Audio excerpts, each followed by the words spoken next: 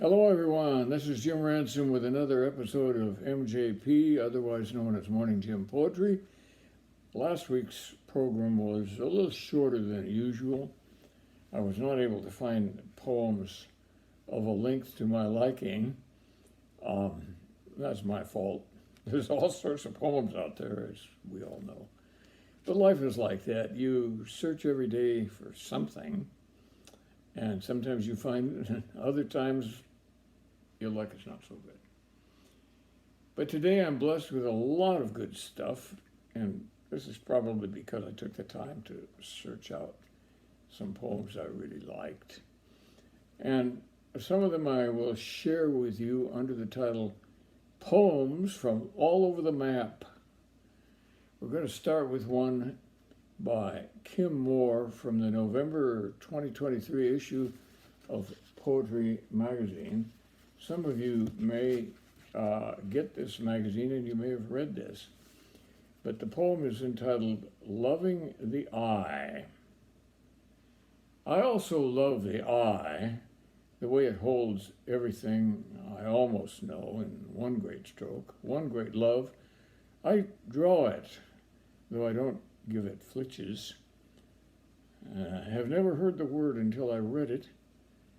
Someone tells me about a village called Great Dunmow, and where the married couple judged the happiest are awarded a flitch of bacon. It sounds like hell, I say, knowing how competitive I am, imagining dragging my husband down the road, our smiles stretched across our faces, never being able to argue. Can you imagine having to testify, no, I have never regretted our marriage, not for 1 second, 1 minute, 1 hour, 1 day. Our argument taking place in whispers, frantic snakes of words writhing in the air between us. All this is to say, my eye does not have flitches.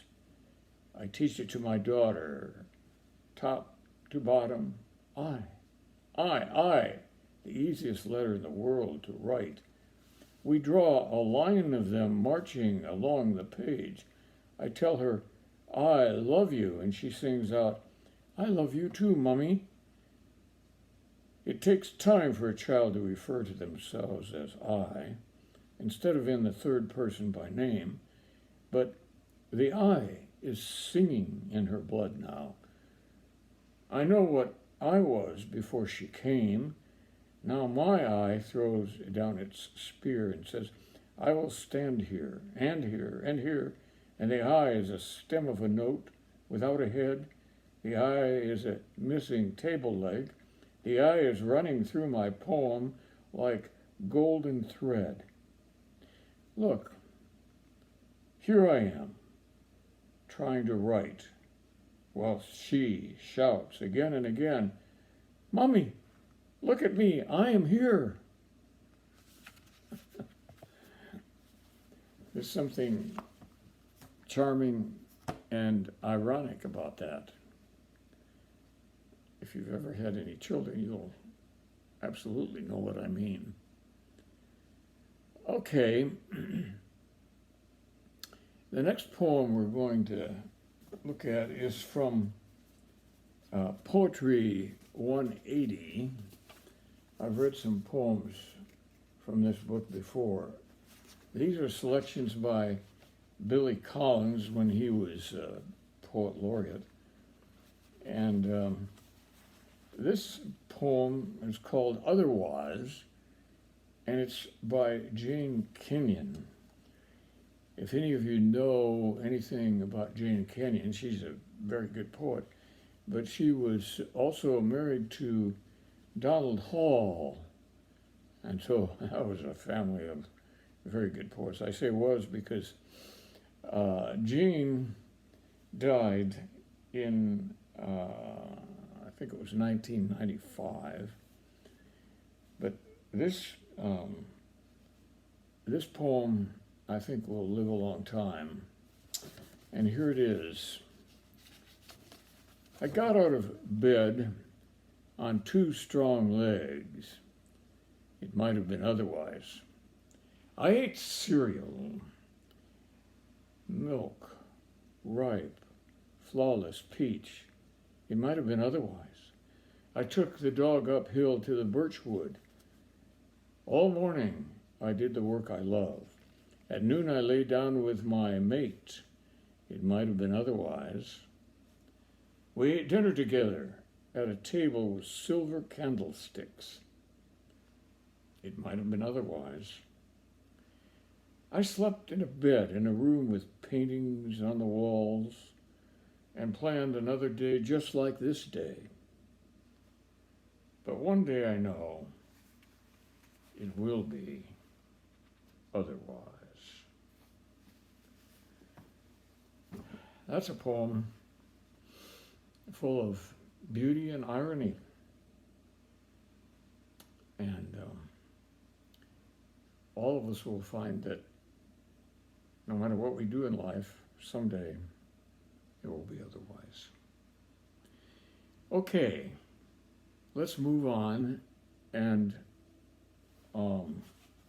here's a book that came to me in the mail just this past week from Meadowlark Books. Meadowlark Books is a publisher in Emporia, Kansas.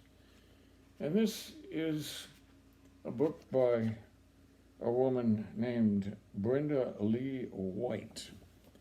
Now, I'll have to tell you that I've read most of the poems in this book, and for a person of my interests and tastes, I would say this is a book of poems that are up and down. Some of them I don't like at all, and others I think are just great. And so I picked one that I thought was a lot of fun and a great poem. It's called Beauty Queen Never. I'm in a beauty pageant, and I have made it to the questions round. The Vaseline on my teeth helps me smile despite my dry mouth. The lights above are blinding. If this part of the contest doesn't end soon, my bouffant hair will fall flat. I remember to keep my ankles crossed, but this hot pink sequined evening gown itches. Most of my concentration is on not scratching delicate places on national TV. Thank God my false eyelashes are staying put. The twiggy girl next to me has quit talking, followed by applause.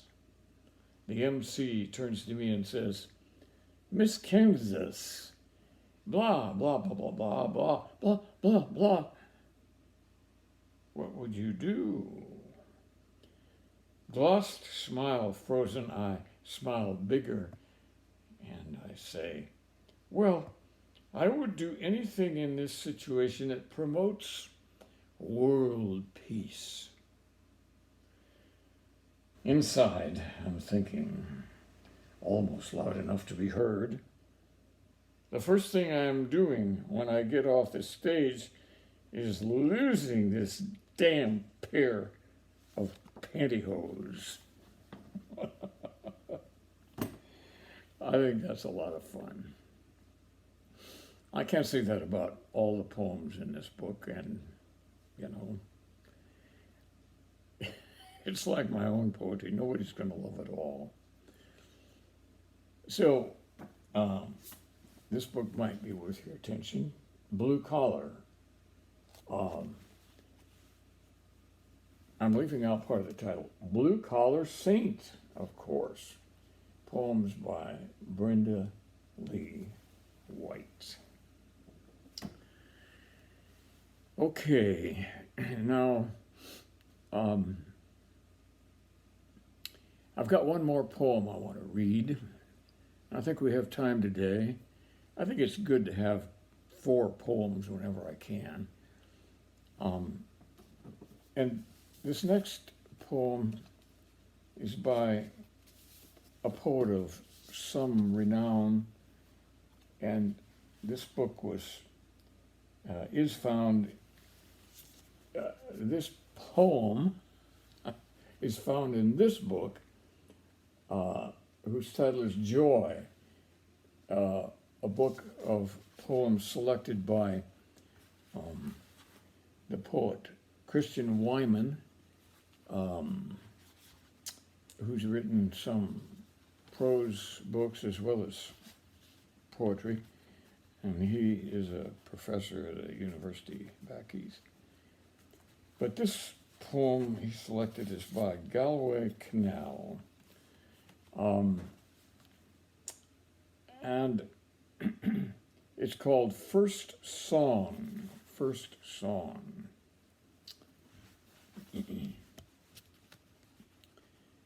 Then it was dusk in Illinois. The small boy, after an afternoon of carting dung, hung on the rail fence, a sapped thing, weary to crying.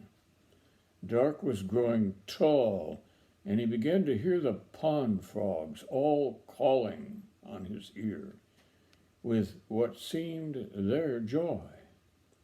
Soon their sound was pleasant for a boy, listening in the smoky dusk in the nightfall of Illinois. And from the fields, two small boys came, bearing cornstalk violins, and they rubbed the cornstalk bows with resins, and the three sat there scraping of their joy. It was now fine music the frogs and the boys did in the towering Illinois twilight make, and into dark, in spite of a shoulder's ache, a boy's hunched body loved out of a stalk the first song of his happiness, and the song woke his heart to the darkness and into the sadness of joy.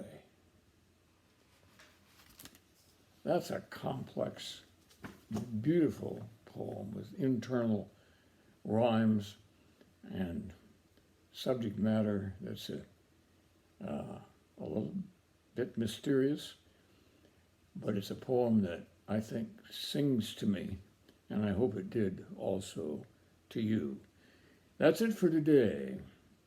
These poems have pleased me in many ways. I hope you feel that way about some or all of them. Bye now. See you next week.